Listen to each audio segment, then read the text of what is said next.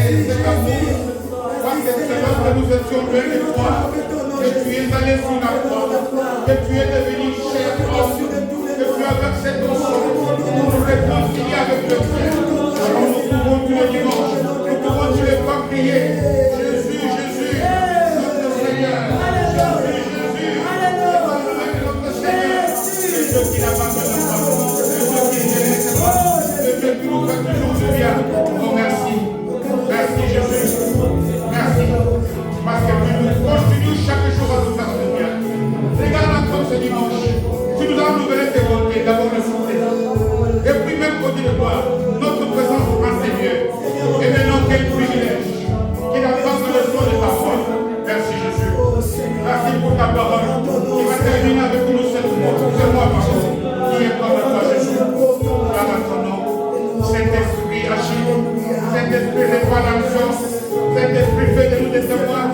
Saint-Esprit, nous voulons recevoir de toi cette puissance qui est capable de nous transformer en disciples véritables de Christ. Merci Jésus. Merci à toi. Nous voulons t'adresser des actions de grâce. Nous voulons manifester toute joie.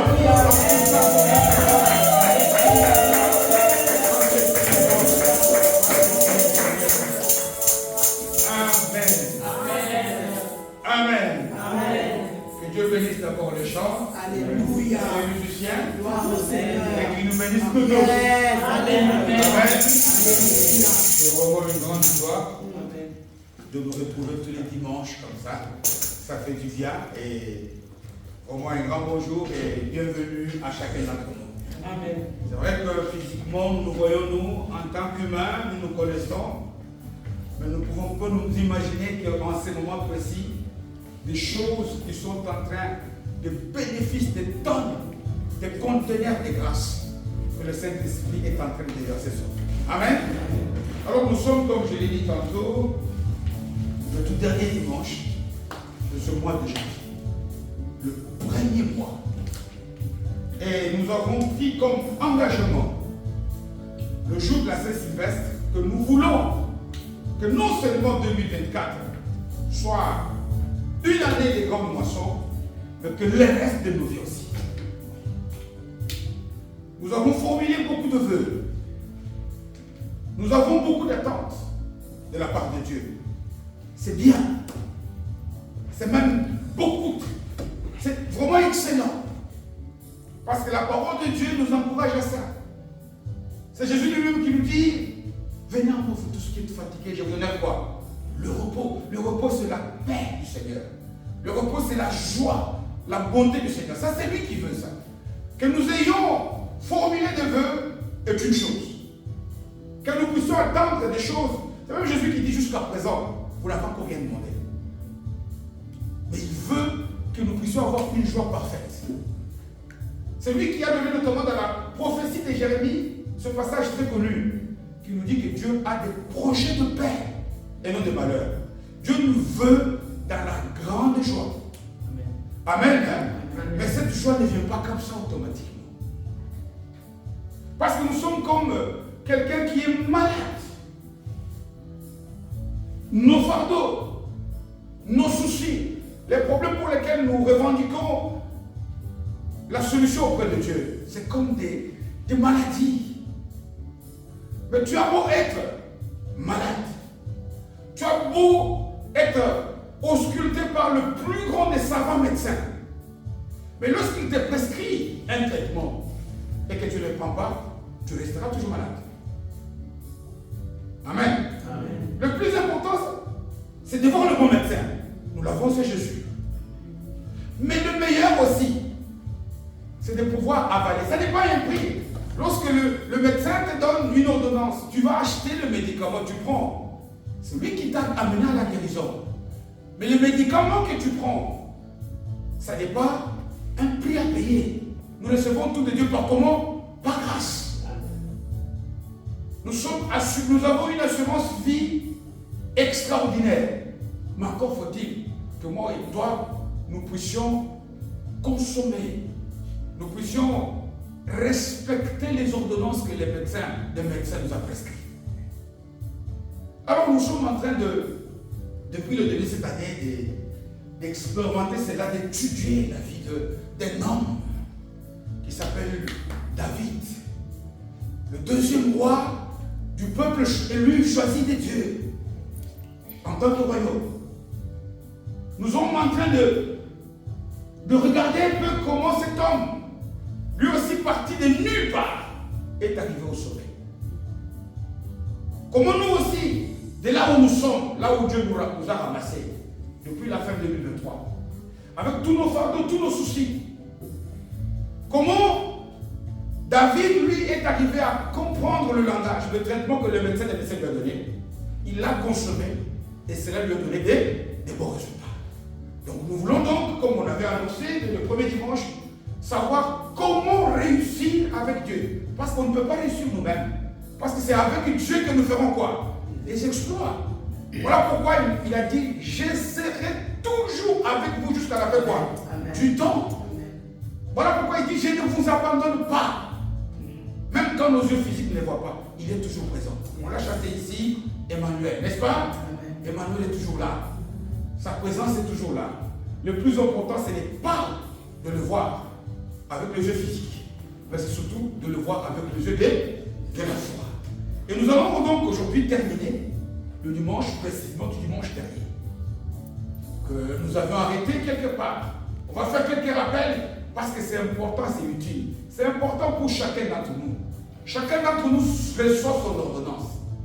Je vois très souvent, la plupart des Congolais, il suffit tout simplement qu'il ait des maux de tête, allez, couche-toi. Tant que tu as mis la maux de tête, il prend les médicaments. Non, chaque mot de tête n'est pas le même. Amen. Chaque personne a son ordonnance. Nous consultons tous le meilleur des médecins, mais que chacun reçoive ce qui est sa part et qu'il en fasse ce qu'il doit faire pour que non seulement, je le répète, 2024 soit différent. Parce que beaucoup risquent encore de pleurer.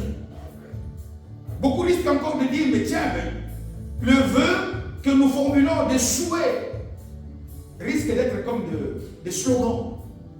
Alors au début de cette année, nous prenons des propositions. Nous allons donc lire aujourd'hui encore un autre passage. On va le lire un peu en kangourou, en sautant, parce qu'il est long. Je conseille à chacun d'entre nous de lire.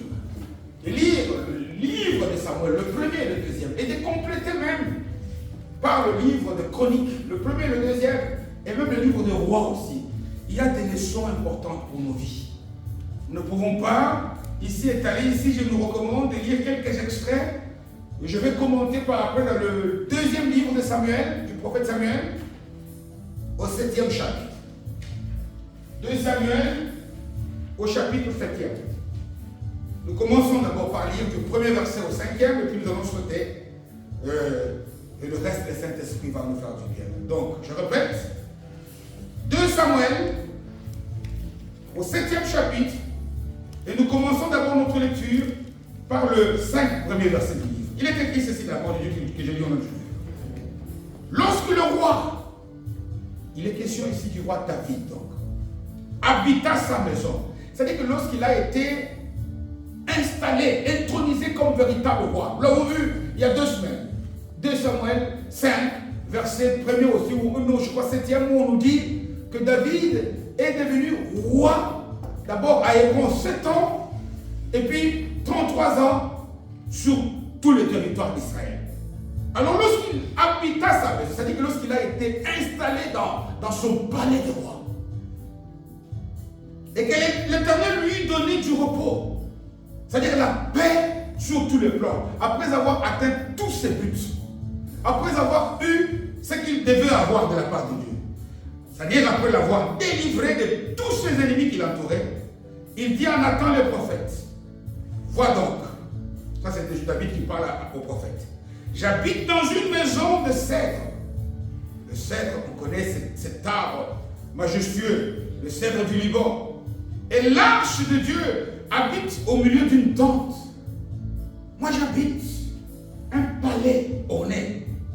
Mais ce qui fait la présence de Dieu, ce qui nous donne la victoire, dehors sous une tente. Nathan répondit au roi, va, fais tout ce que tu as dans le cœur, car l'Éternel est avec toi. La nuit suivante, la parole de l'Éternel fut adressée à Nathan. Va dire à mon serviteur David, ainsi parle l'Éternel. Il regrette, je le répète ici, le fait que l'arche de l'alliance, l'arche de Dieu, dort dehors sous une tente. Il prend un bel engagement que ça ne peut pas se faire.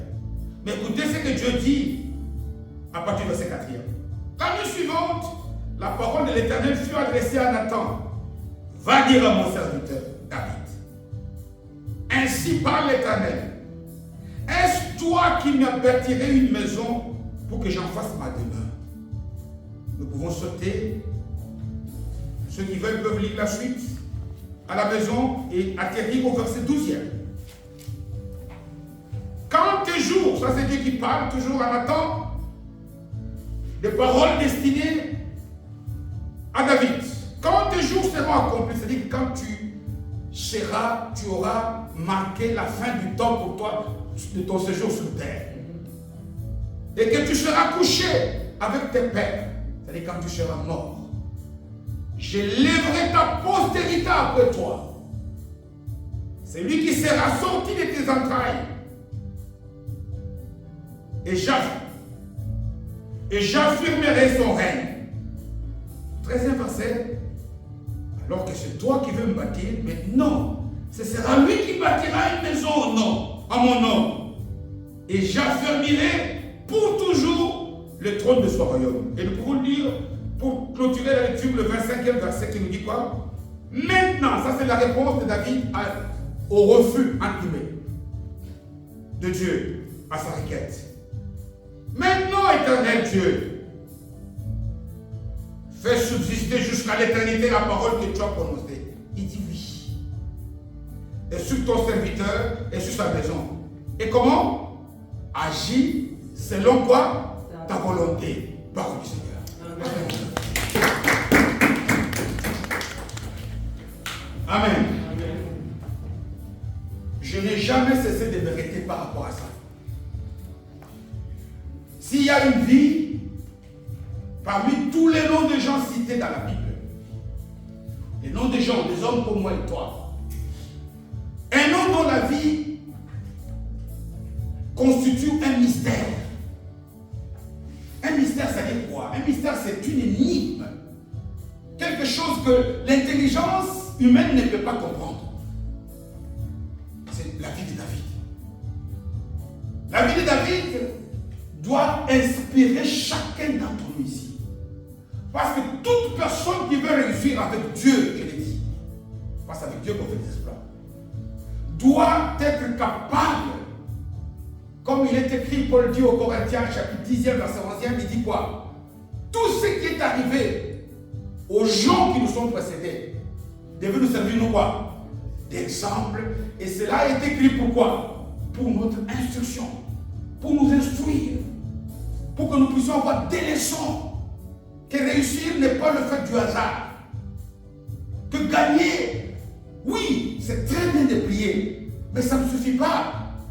Parce que si seule la prière suffisait, la Bible ne contiendrait qu'un verset. Tu as des problèmes, prie. Mais la Bible a 66 livres. La Bible a beaucoup de versets.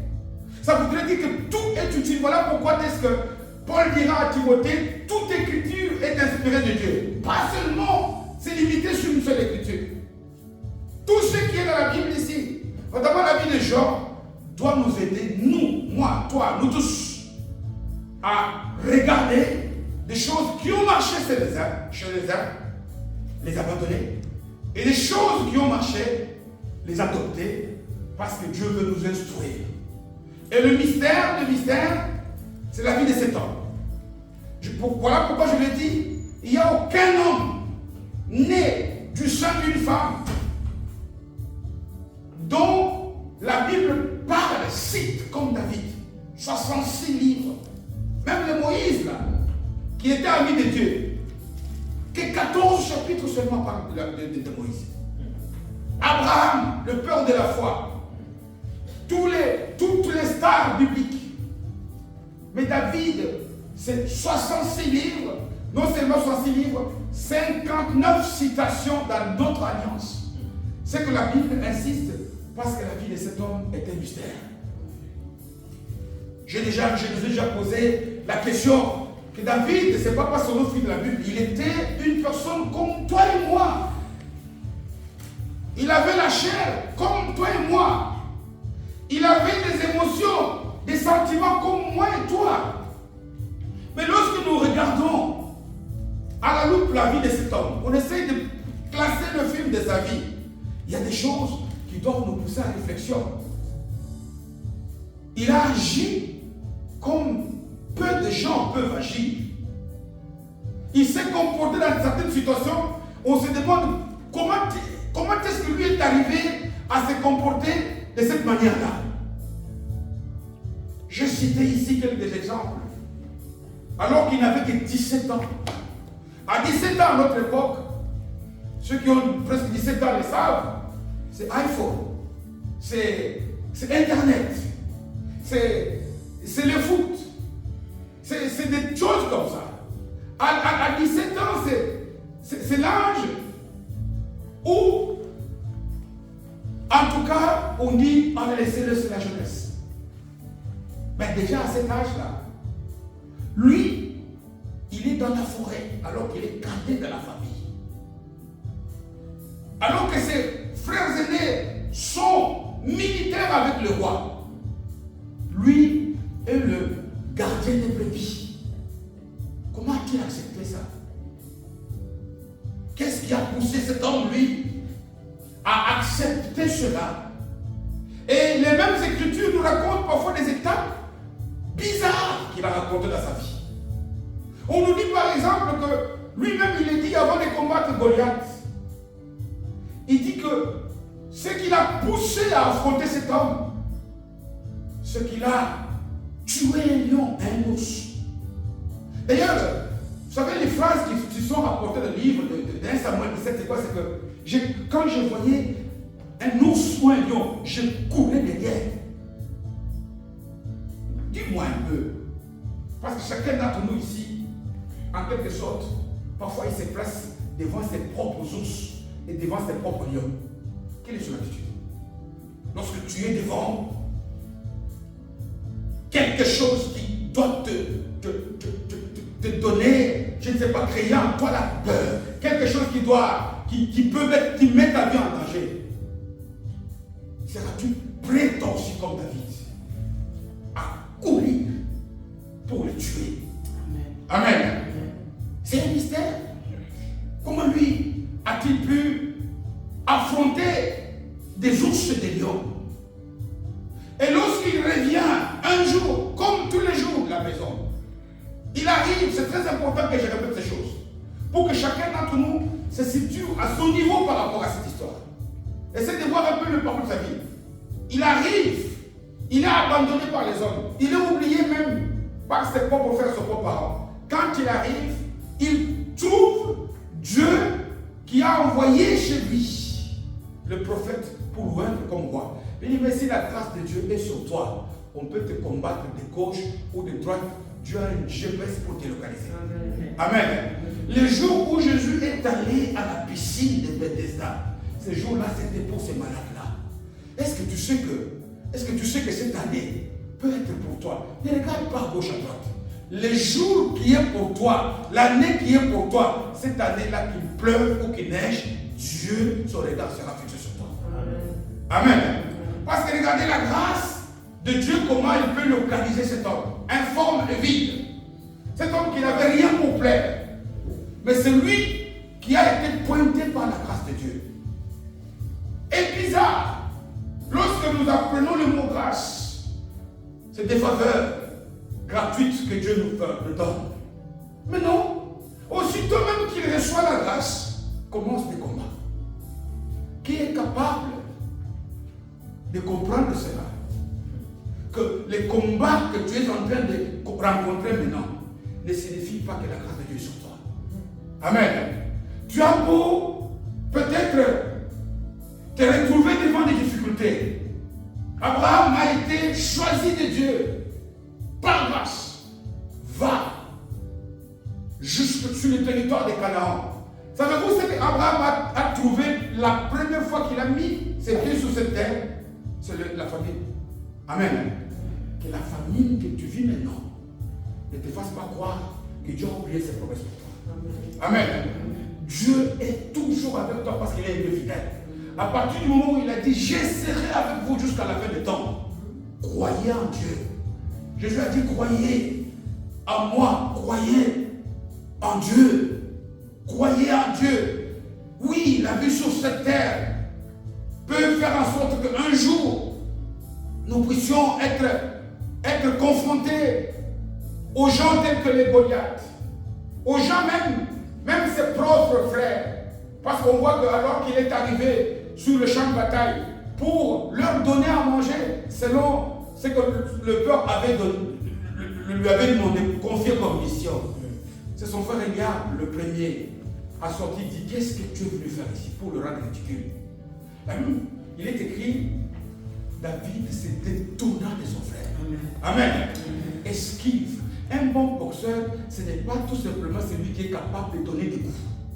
Les boxeurs qui gagnent, c'est celui qui est capable. Nous avons un champion ici, c'est quoi la tête? C'est lui aussi qui est capable d'esquiver les coups de l'adversaire. Amen. Parce que si tu ne sais pas esquiver, mais l'adversaire peut te mettre KO avant ton coup à toi. Un bon boxeur, il a des coups de poing, mais un bon boxeur, c'est aussi esquiver. C'est aussi éviter qu'on le mette par terre, qu'on le mette KO.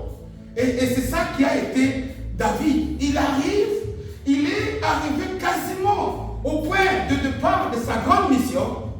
C'est son frère qui a failli le faire rater la mission.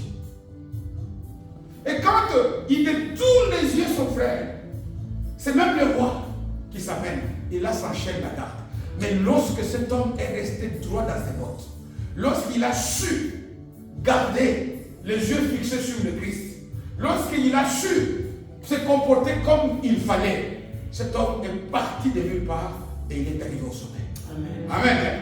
Et quand il est arrivé au sommet, nous l'avons vu, on nous dit qu'il a été intronisé roi sur tout Israël. Il est devenu roi. Et la question que nous nous sommes posée les dimanches passés, qu'est-ce qui a poussé quelqu'un comme David à pouvoir, lui, ne pas avoir peur des ours, à pouvoir affronter les ours, à pouvoir, je ne sais pas moi, tenir tête, parce qu'on dit que pendant 40 jours, un seul homme, Goliath, terrorisait tout un peuple. Mais lui, un jeune de 17 ans, il a pu le mettre KO, même pas avec une arme, avec tout simplement. Alors qu'il avait 5 pierres, c'est combien qu'il a utilisé? Une seule. Amen. C'est que tu n'as pas besoin de beaucoup. Tu as tout simplement besoin d'être dans le cadre de Dieu. Amen. Amen. Tu n'as pas besoin d'une grande provision. Un seul avec Dieu, c'est la majorité. Amen. Amen. Amen. C'est ça que nous devons comprendre. Et nous nous sommes posé la grande question, qu'est-ce qui a poussé cet homme, lui, à agir de la sorte? Et le dimanche passé, nous avons commencé à donner des réponses. 3 choses que nous avons rémunérées le dimanche passé. Je les commente parce que je les cite tellement c'est important. Dans la vie, si tu marches avec la peur, tu ne réussiras pas. La peur est notre ennemi, le premier ennemi de la voie de la vie de foi, c'est quoi? C'est la peur. Parce que dans la toute première fois dans la Bible où le mot peur est cité, c'est la peur qui nous déplace de là où Dieu veut nous trouver. Parce qu'à partir du moment où Adam et Ève ont commis le péché, on dit qu'ils ont fui. Quand Dieu vient, Adam, où es-tu? Je suis ici, je suis caché. Parce que j'ai eu quoi? Peur. Dieu veut te trouver là où tu dois être. Amen. Nous devons vaincre la peur. Croyez-vous que ça a été facile pour la reine Esther d'aller affronter le roi? Tout le monde qui affronte, qui ont vaincu, tout le monde dont les noms est cité dans la Bible, qui a vaincu la peur, a fait des exploits. Tout le monde qui a... Et j'ai donné des exemples multiples dimanche passé. Comment la peur a failli faire rater des gens tels que Gédéon. Et Dieu lui dit, va avec la force que tu as. Tel que Moïse, va avec ses bâtons. Tel que je ne sais pas moi, beaucoup de gens ont réussi parce que cette année ici, nous allons mettre une croix pour annuler la peur. Parce que la peur, elle est là, elle est à nous. Et, comment dire, vaincre la peur, ce n'est pas l'enlever de nous, c'est avancer alors que la peur est là. Amen. Amen. Ça me peut peur d'affronter, mais j'affronte. Pas celui qui va donner la victoire, ce n'est pas toi. Notre victoire, il est quoi? Il est en Jésus. Parce que ce n'est pas ni par notre propre force, mais c'est par la grâce, c'est par le Saint-Esprit. Comme il dira Zacharie, qui tremblait lui aussi du fait que Dieu leur a donné la mission de reconstruire le miracle de la ville sainte. Mais lui avait peur. Il a dit non, Zacharie ne tremble pas. Ça n'est ni par la puissance ni par la force. Mais c'est par l'onction du Saint-Esprit. C'est par Dieu que nous sommes capables de vaincre. Cette année ici, que chacun d'entre nous mette bif le verset de la peur. Et surtout aussi, je dis au que la deuxième chose qu'il a su vaincre, c'est qu'il a été loin à 13 ans.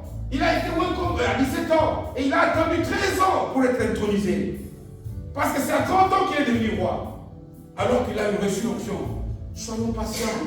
Amen. Le maître d'état de ces conseils, c'est qui? C'est Dieu. Le problème, ce n'est même pas qu'il demande la patience. Parce qu'il dit, il fait toutes choses bonnes quoi? En son temps. Vous savez, on peut manger le pomme à la saison des pommes. Où les pommes peuvent être bonnes. Si vous allez cueillir un fruit qui n'est pas mûr, ça risque d'être amer et d'être constitué un poison pour ta vie. Amen. Amen. Dieu sait quand et comment il va le faire pour toi. Et la troisième chose, c'était quoi encore? Pour ceux qui étaient là? Éviter la passivité. Amen. Et je me souviens que j'ai cité cet exemple de cet homme à qui le Seigneur avait confié un talent, qui est allé l'enterrer. Oui, c'est bon, on le condamne. Mais notre condamnation, c'est parce écoutez un peu ces paroles. Il loue, c'est des bonnes paroles. Mais le reproche que Dieu lui fait, c'est quoi? C'est que tu es un serviteur paresseux. On dit, c'est quoi? C'est l'Épître aux Hébreux qui le dit. Dieu est la paresse. Et là même quand on prêche la livre de Proverbes sur les fourmis, sur ces petits insectes qui nous donnent des leçons de succès dans la vie, on parle aussi des paresseux. On dit paresseux, voilà. La paresse est un péché. La paresse à plier.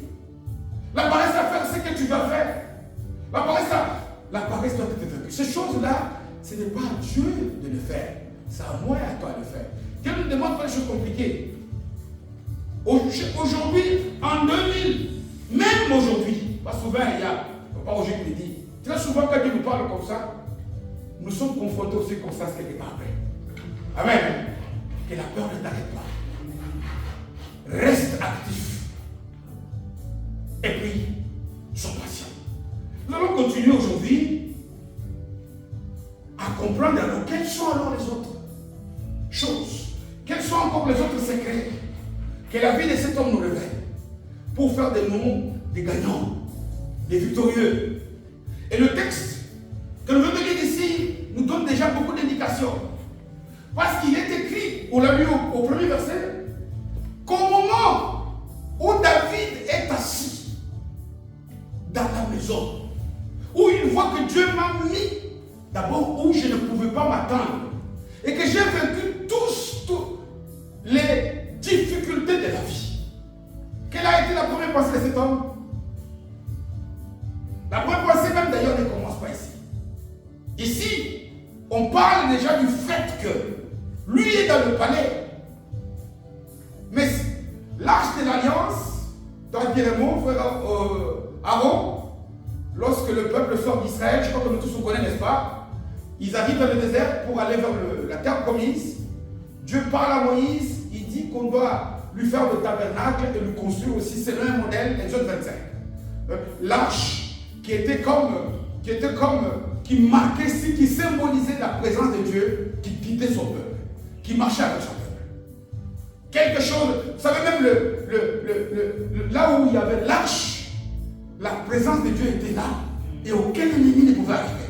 À tel point même que lorsque nous lisons le chapitre 6e du deuxième livre de Samuel, lorsque Uza avait tenté de toucher à cette arche, il a été terrassé. Et lorsqu'il avait été capturé même par les ennemis, placé même dans une maison, dans un temple d'un roi païen, Dagon. Et là, donc, l'arche de l'alliance, aujourd'hui, représente pour moi la présence du Saint-Esprit. Amen. Là où, si tu mènes une vie où l'onction de Saint-Esprit est là, l'ennemi ne peut pas te toucher. Et toutes les choses que nous sommes en train de voir ici, qui symbolisent que Dieu est avec nous, nous les avons. Si l'arche à l'époque était externe, aujourd'hui la présence de Dieu vit où? En nous et avec nous. La toute première réflexion qui vient à l'idée de cet homme, parce qu'il a été intronisé au chapitre 5e, 2 chapitre 5, où il est devenu roi, où on nous dit qu'il a tout atteint.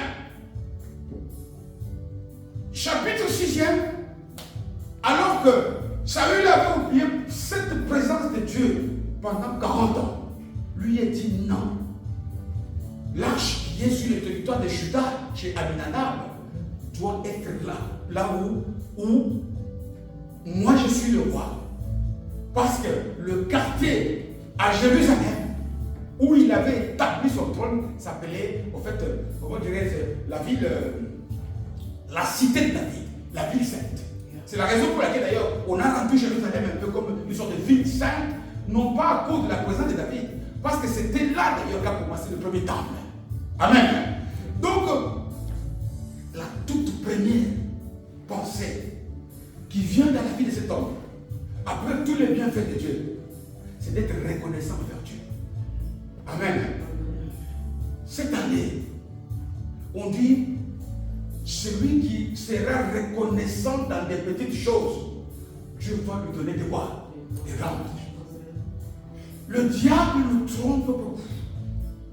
Et il va toujours tenter de nous induire en erreur. Soyons reconnaissants envers Dieu. Manifestons, voilà pourquoi la plupart des passages de la Bible nous dit rendez grâce à Dieu.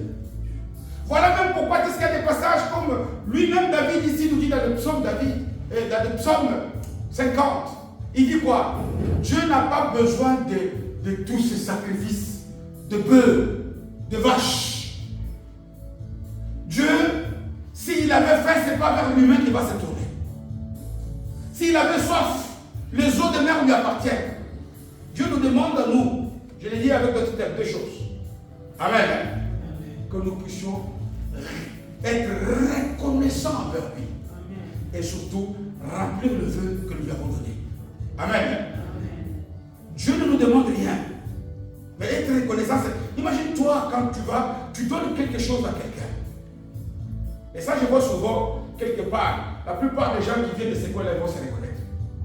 Je ne cite pas les noms de tous, si nous sommes frères. Tu arrives à cet endroit-là, tu donnes à quelqu'un 100 $.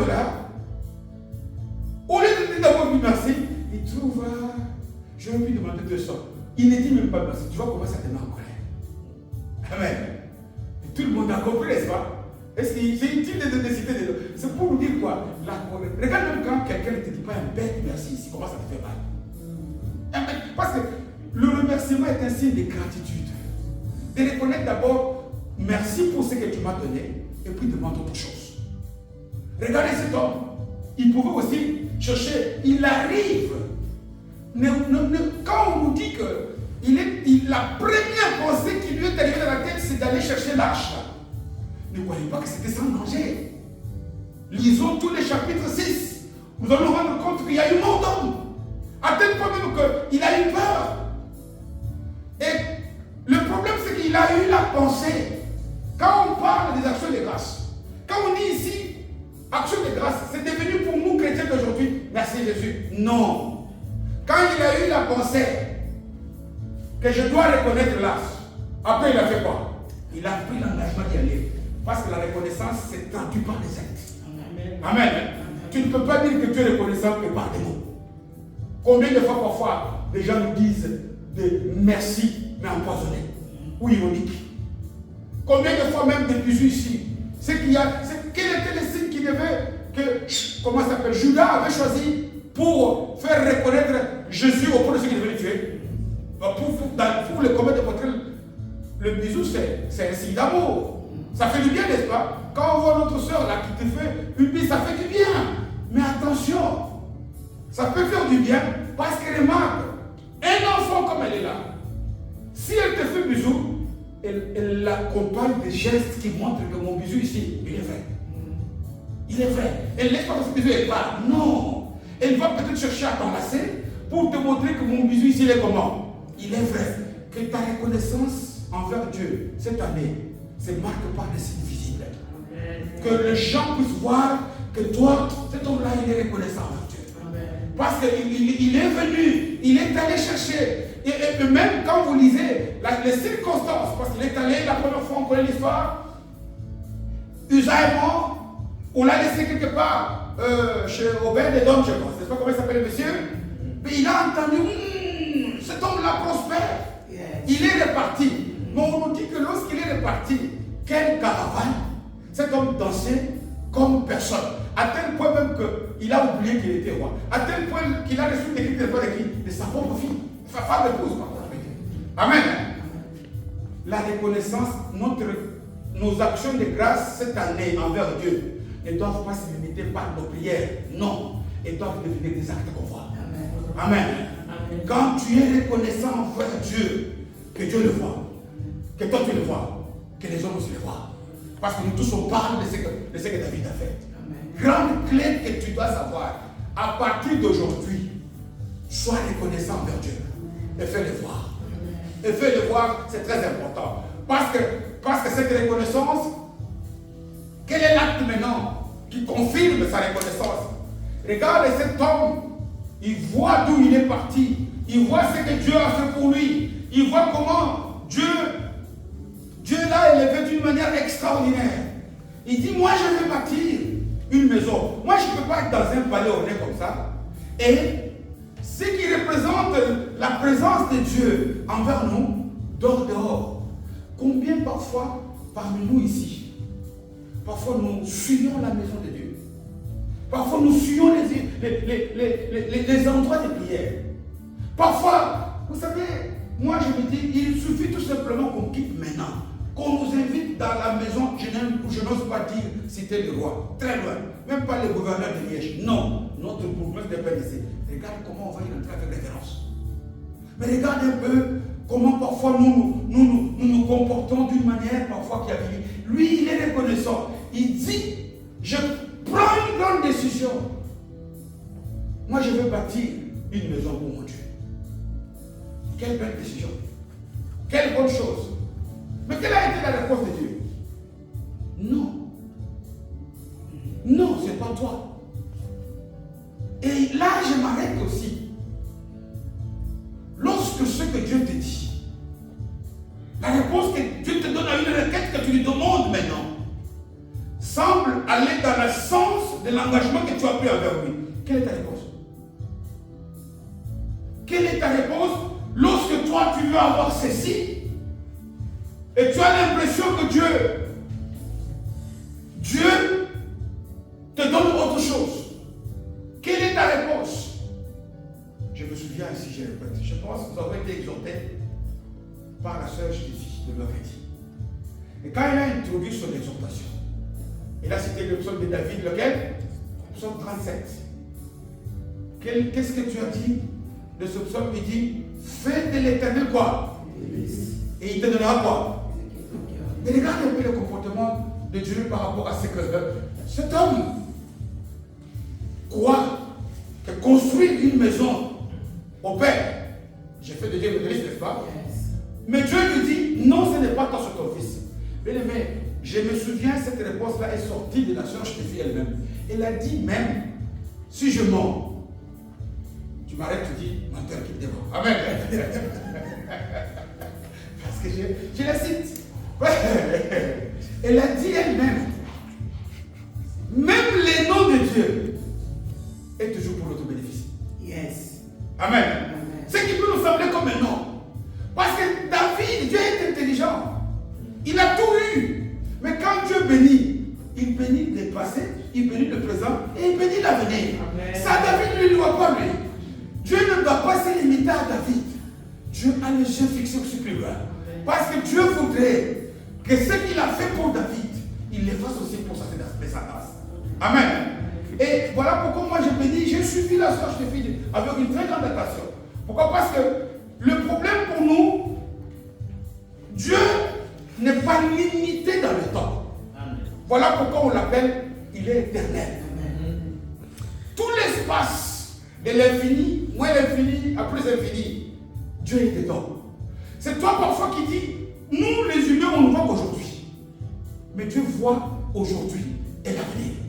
Qu'est-ce que Dieu pouvait encore faire? Parce que vous savez, le passage que nous venons de lire, on dit que lorsque David était installé dans sa maison, que Dieu lui avait donné du repos. Ça veut dire quoi? Il avait tout eu. Il avait vécu tout seul. Maintenant, il était temps. Les biens que Dieu peut faire pour nous aujourd'hui, si nous sommes de David, ça peut servir aussi notre poste de main. Parce que Dieu est bon. Dieu est bon. Et là, j'insiste sur le fait que moi et toi, même quand Dieu dit oui, dis gloire à qui? Gloire à Dieu. Mais quand Dieu dit non, dis gloire à qui? Parce que Dieu est intelligent. Parce que Dieu sait ce qu'il fait. Il dit tout ce que Dieu fait. Romains 8, 28, concourt à qui? Au bien de ceux qui aiment. Parce que Dieu a un projet pour nous. Nous avons un cerveau. Notre cerveau, c'est une viande. Une viande qui occupe un petit espace dans notre crâne ne peut pas contenir toute la sagesse de Dieu. Voilà pourquoi il y a dans les comportements de Dieu des choses qui nous dépassent. Parce que ça dépasse notre entendement. Voilà pourquoi on appelle cela des mystères. Et les mystères, on ne peut les connaître que lorsque nous serons face à face avec lui. Voilà pourquoi l'apôtre Paul dira aux Corinthiens, 1 Corinthiens 13, et on lit ce passage, que sur ce terme on connaît tous comment? On connaît tous partiellement. Parce qu'il est impossible à l'humain de tout savoir. Imaginez-vous, si Dieu avait donné le film qui devait conduire Joseph, là où Dieu voulait qu'il soit. Il a reçu les rêves, qui sera au sommet. Mais si Dieu lui avait donné, est-ce que Joseph aurait accepté? Non. Parce que certaines étapes par lesquelles Joseph est passé paraissaient que la plupart d'entre nous, on échappe. Si par où le chemin par lequel il dit, même dans la vallée de l'ombre de la mort, je ne vous abandonnerai pas. Il demande toujours de demeurer en lui. Cette année nouvelle, accroche-toi à Dieu. Cette année nouvelle, quel que soit ce que tu vois, dis tout simplement que mon Rédempteur est vivant. Il s'élèvera comment? En dernier. Il est celui qui a un mot final. Que rien ne t'échappe. Parce que nous allons terminer ce message d'aujourd'hui par dire que la plupart d'entre nous ici, nous avons du mal à ce moment. Lorsque nous avons l'impression que les choses ne marchent pas comme nous voulons que ça marche. Lorsque nous avons tendance à recevoir de la part de Dieu comme un non selon nous, mais un oui selon Dieu. Nous avons tendance à procrastiner, à remettre à demain ce que nous devons faire aujourd'hui. Regardez cet homme, malgré ce qu'il a vécu, il n'a jamais aimé tout. Si nous lisons les livres qui suivent, nous lisons jusqu'au livre de Chroniques, nous verrons que cet homme, ce que Dieu avait promis à Moïse, il l'a fait pour Salomon. Quand il a remplacé, quand il a battu, mais pourquoi? Parce que David, on l'a lu dans le verset 25, il a dit, mon roi, fais tout selon quoi? Ta volonté. Que toute cette année, nous puissions laisser la volonté de Dieu faire. Jésus le Christ l'a mentionné noir sur blanc. Lorsqu'il nous a appris comment prier. Il a dit que la volonté de Dieu soit faite sur la terre, que ta volonté, même si la volonté là est ta mère. J'ai commencé ce message par nous donner l'exemple d'un médecin. Amen. Parfois, les comprimés, certains comprimés que les médecins nous donnent peuvent créer en nous des magaisons. Parfois, certains comprimés qu'on nous donne peuvent créer en nous parfois même de la diarrhée. Allez, pour parler comme ça. Parfois, certains médicaments, parfois même, nous pouvons passer sur une table d'opération. Mais celui qui a fait la promesse, le problème, ce n'est pas l'opération. La plaie fait mal, mais le problème, c'est la guérison. Amen. Dieu sait par quel couloir il veut que moi et toi nous passions. Dieu sait pourquoi est-ce que parfois il voudrait qu'il y ait des hauts et des bas. David, cet homme, est arrivé au sommet. Pourquoi? Parce que les étapes qu'il a affrontées de la vie lui ont donné un comportement, un caractère que je demande à chacun d'entre nous d'adopter. Ils lui ont donné un courage à crever. C'est par le courage que cet homme a trouvé. La patience pour attendre la voix de Dieu. La reconnaissance. Regardez, quasiment tous les psaumes de reconnaissance sont donnés par cet homme. Voilà pourquoi même, dans le même psaume 37 que nous avons lu, je n'ai pas lu, en tout cas celui que nous avons exhorté le mercredi passé, il a dit, il a fait ses constats. Ce sont des témoignages. J'ai été jeune, j'ai vieilli, je n'ai jamais vu Dieu abandonner qui? Le juste. Pas le chrétien. Le chrétien jugé par Dieu comme juste. Parce qu'aujourd'hui, le mot chrétien est galvaudé. Il y a même des partis politiques qu'on appelle partis politiques comment? Chrétiens, mais qui n'ont rien de chrétien. C'est devenu des mots. Chrétien, c'est juste devant le Dieu. Je n'ai jamais vu le juste abandonné. Et il ajoute quoi? Même sa postérité. Dieu bénit le Père, Dieu bénit le Fils. Dieu est bon. Voilà pourquoi, à la fin de cet homme, on a lu ce passage le dimanche dernier, on pouvait dire, comme Dieu l'a dit à 3 personnes dans la Bible. 3. Il est mort dans une vieillesse comment? Heureuse, rassasiée de jours. 3 personnes à qui on a dit ça. Abraham, Gédéon et David. Et la 4e sur la liste, je pense que ça sera que Dieu bénisse sa parole. Merci pour le temps. Nous allons chanter, nous allons prier.